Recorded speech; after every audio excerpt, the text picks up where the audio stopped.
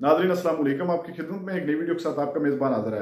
नाज़रीन, हमद मीर को पीटीआई के दौर में टारगेट किया जाता था, लेकिन आज मैं हमद मीर साहब की ज़रूरत को सलाम पेश करता हूं कि जो इस मुश्किल घड़ी में पीटीआई के साथ डट कर खड़े हैं।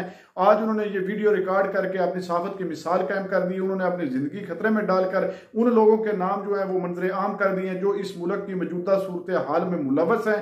और इस वक्त जो 6 जजेस के खत का मामला चल रहा है और आने वाले दिनों में इन 6 जजेस और इमरान खान के साथ क्या होने जा रहा है और कौन लोग करवाने जा रहे हैं, वो सब कुछ उन्होंने इस वीडियो में बता दिया। एक दफा ये वीडियो मुलाज़ा फरमाएं, फिर इस पर मुकम्मल तफसील आपके सामने रखते हैं। अपने प्रोग्राम में बताना है जी कि आज तक पाकिस्तान में इतने प्राइम मिनिस्टर आए और इतने चले गए, तो उसके लिए अब उन्होंने सबकी तस्वीरें दिखानी है। तो आप लियाकत अली खान से लेके और शहबाज शरीफ तक आप सबकी तस्वीर दिखाएंगे, इमरान खान की तस्वीर नहीं दिखा सकते। उनको एड्रेस करने के लिए एक कमीशन बनाया जाएगा। अब मामला जुडिशरी और एग्जीक्यूटिव के दरमियान है कि ये जो कमीशन का खेल है, ये खेल तो पाकिस्तान में बहुत पुराना है और बहुत से अहम मामलात की इंक्वायरी के लिए बहुत से कमीशन बने और कुछ कमीशन जो है उनकी रिपोर्ट तो आज तक नहीं आई। जैसा कि एबटाबाद इंक्वायरी कमीशन है, उसकी रिपोर्ट आज तक नहीं आई। कुछ कमीशन जो है उनकी रिपोर्ट उस वक्त आती है जब उस इंक्वायरी के जो मरकजी किरदार होते हैं या तो वो इस दुनिया से चले गए होते हैं या फिर वो मामला जो है वो तारीख की गर्द में दब चुका होता है। अब मैं आपको ये याद दिलाना चाहता हूं कि जो कमीशन का खेल है, इसमें एक कहानी इस बंदा नाचीज की भी है और बंदा नाचीज उस कहानी की तफसील में नहीं जाना चाहता, सिर्फ आपको एक मिसाल पेश करना चाहता है कि 2014 में जब इस बंदा नाचीज पे कराची में एक कातलाना हमला हुआ, 6 गोलियां लगी, तो उसकी इंक्वायरी के लिए उस वक्त के जो प्राइम मिनिस्टर थे जनाब नवाज शरीफ साहब, उन्होंने उस वक्त के चीफ जस्टिस अनवर ज़हीर जमाली साहब की सरबराही में सुप्रीम कोर्ट के 3 जजेस का एक इंक्वायरी कमीशन बनाया और उस कमीशन के सामने मैं कई दफा पेश हुआ, लेकिन वो जो कमीशन था उसकी रिपोर्ट आज तकरीबन 10 साल गुजर चुके हैं, आज तक सामने नहीं आई। एक जैली किस्म की रिपोर्ट मीडिया को जरूर लीक की गई, लेकिन जो असली रिपोर्ट है जो कि इस विक्टिम को इंसाफ देने के लिए सामने लानी चाहिए थी, वो मुझे तो आज तक नहीं मिली।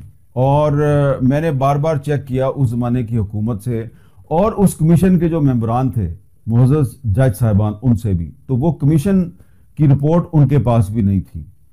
तो अगर एक sitting chief justice of Pakistan supreme court के 2 सिटिंग जज साहिबान के साथ मिलके एक कमीशन के तहत इंक्वायरी शुरू करता है और उसकी रिपोर्ट नहीं आती, तो मैं तो ये सवाल उठाने में हक बजानिब हूं ना कि ये जो 6 जज साहिबान हैं, इनकी शिकायत को एड्रेस करने के लिए अगर एक रिटायर्ड जज साहब जो हैं वो एक कमीशन की सरबराही शुरू करेंगे तो क्या वो इन जज साहबान को इंसाफ दे पाएंगे? अगर इनको जल्द और फौरी इंसाफ नहीं मिलेगा तो फिर आपको और मुझे जल्द फौरी इंसाफ कैसे मिलेगा? जिस मुल्क में जज साहबान जो है वो कह रहे हैं जी कि इंटेलिजेंस एजेंसियां जो हैं वो हमारे बेडरूम्स में घुस के और हमारी जो नकलो हरकत है उसकी खुफिया रिकॉर्डिंग करती हैं, तो उस मुल्क में जो आम शहरी है उसकी प्राइवेट लाइफ जो है वो कितनी महफूज होगी। और मेरी इतला के मुताबिक ये सिर्फ इस्लामाबाद हाई कोर्ट के जज साहिबान का कंसर्न नहीं है, कम से कम 2 और हाई कोर्ट्स हैं, उनके भी कुछ जज साहिबान जो हैं उनको भी इसी तरह की शिकायत हैं और वो भी एक खत का ड्राफ्ट बना के बैठे हुए हैं और कोशिश कर रहे हैं कि 2 से 3 हो जाएं, 3 से 4 हो जाएं। पता नहीं वो उनके जो खतूत हैं वो सामने आएंगे या नहीं आएंगे, लेकिन ये खत तो सामने आ गया ना। पाकिस्तान का मीडिया जो है वो क्यों इतनी सेंसरशिप का शिकार है और क्यों मेरे जैसे लोग जो हैं वो जो बात अपने टीवी चैनल की स्क्रीन पे नहीं कर सकते तो फिर हम ये यूट्यूब चैनल पे आके बात करने पे मजबूर हो गए हैं। कि आपको पहले भी मैं बता चुका हूं कि इमरान खान के दौरे हुकूमत में भी कुछ इस किस्म के वाकयात होते थे कि जी आपने फलां सियासतदान का इंटरव्यू करना है। इमरान खान के दौरे हुकूमत में پیمرا نے حکم نامہ جاری کیا کہ جی نواز شریف صاحب کا نہ کوئی بیان چلے گا، نہ تصویر چلے گی، نہ ویڈیو چلے گا. ہم نے اس کی مذمت کی.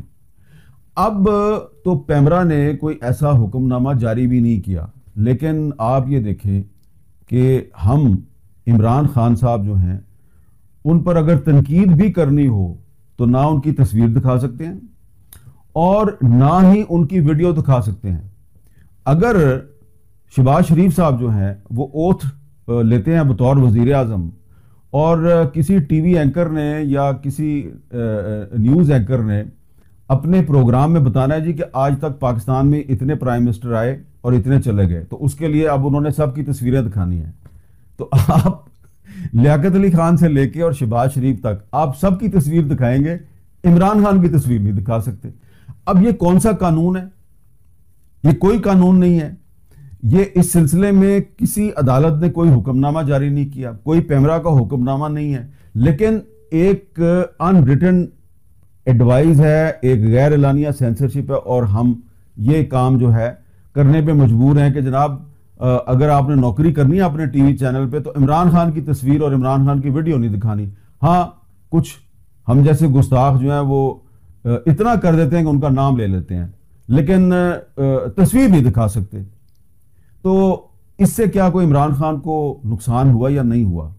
میرا تو خیال ہے کوئی نقصان نہیں ہوا، بلکہ ان کو فائدہ ہوا ہے. اور یہ اس قسم کی پابندیاں لگا کے ان کو مظلوم بنایا گیا اور ان کی پاپولیرٹی میں اضافہ کیا گیا.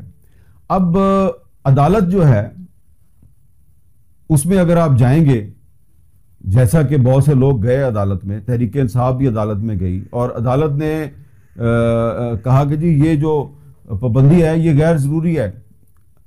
حکومت نے بھی جا کے عدالت میں کہہ دیا جی کوئی پابندی نہیں ہے. جب بھی کسی وزیر اطلاعات سے پوچھا جاتا ہے وہ کہتا ہے جی کوئی پابندی نہیں ہے، لیکن پابندی تو ہے. تو یہ جو ایک کنفیوزڈ سٹیٹ بنائی جا رہی ہے، ایک کنفیوزڈ ریاست بنائی جا رہی ہے، جس میں کہ جو وقت کی حکومت ہے وہ یہ کہتی ہے جی کہ عمران خان کی تصویر اور ویڈیو دکھانے پہ کوئی پابندی نہیں ہے، لیکن ٹی وی چینل نہیں دکھا رہے. اس کا مطلب ہے کہ حکومت تو کسی اور کی ہے. تو یہی مسئلہ ان جج صاحبان کا بھی ہے، اور وہ بھی یہ کہہ رہے ہیں جناب کہ ہم آئین اور قانون کے تحت اپنا کام کرنا چاہتے ہیں، لیکن ہمارے جو معاملات ہیں اس میں مداخلت ہو رہی ہے. 2007 اس دن جمعہ کا دن تھا، سب سے پہلے جیو ٹی وی پہ میں نے سٹوری بریک کی تھی کہ جی چیف جسٹس آف پاکستان کو آرمی ہاؤس راولپنڈی میں طلب کیا گیا ہے اور وہاں پہ ان سے استعفیٰ مانگا جا رہا ہے. اور استعفیٰ کون مانگ رہے تھے؟ استعفیٰ مانگ رہے تھے 3 انٹیلیجنس ایجنسیز کے سربراہان. کون کون سی ایجنسیاں تھیں؟ Military intelligence bureau ISI. تو دو ایجنسیاں تھیں، انہوں نے کہا استعفیٰ دے دو. جو تیسری ایجنسی تھی اس کے جو سربراہ تھے ISI کے سربراہ جنرل اشفاق پرویز کیانی صاحب، وہ گئے، انہوں نے ہاتھ ملایا اور ان کو ایسا جیسچر دیا جج صاحب کو کہ جس کا مطلب یہ تھا کھڑا ہو جا. تو وہ کھڑے ہو گئے. اب یہ ایک لمبی کہانی ہے، میں اس میں نہیں جاتا. آپ اس کے خلاف کارروائی نہیں کر سکتے. تو اس کے 2-3 سال کے بعد 1996 میں ایئر مارشل اصغر خان صاحب جو ہیں انہوں نے ایک درخواست دے دی اور پھر وہ ایک نیا معاملہ جو ہے وہ شروع ہو گیا جو اصغر خان کیس کہلاتا ہے. لسٹیں آ گئی جی سامنے، ہر چیز ثابت ہو گئی، اور تقریباً 1996 سے لے کے 2012 تک آپ دیکھیں کتنے سال لگ گئے، 10-12 سال لگ گئے. 10-12 سال تک اس کیس کی سماعت ہوتی رہی. 10-12 سال کے بعد سپریم کورٹ آف پاکستان نے ایک ڈیسیژن دے دیا 2012 میں، اور یہ معاملہ طے کر دیا کہ سیاست میں انٹیلیجنس ایجنسیوں کو مداخلت نہیں کرنی چاہیے. اب اس کے بعد جب سپریم کورٹ نے فیصلہ دے دیا تو یہ معاملہ ختم ہو جانا چاہیے تھا، ختم نہیں ہوا.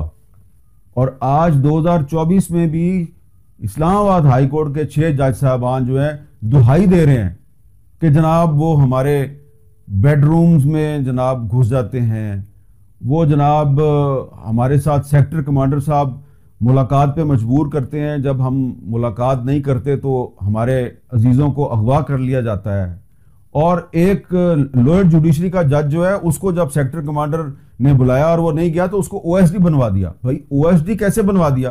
او ایس ڈی جو ہے وہ اعلیٰ عدلیہ کی منظوری سے بنانا تھا نا, تو او ایس ڈی بن گیا.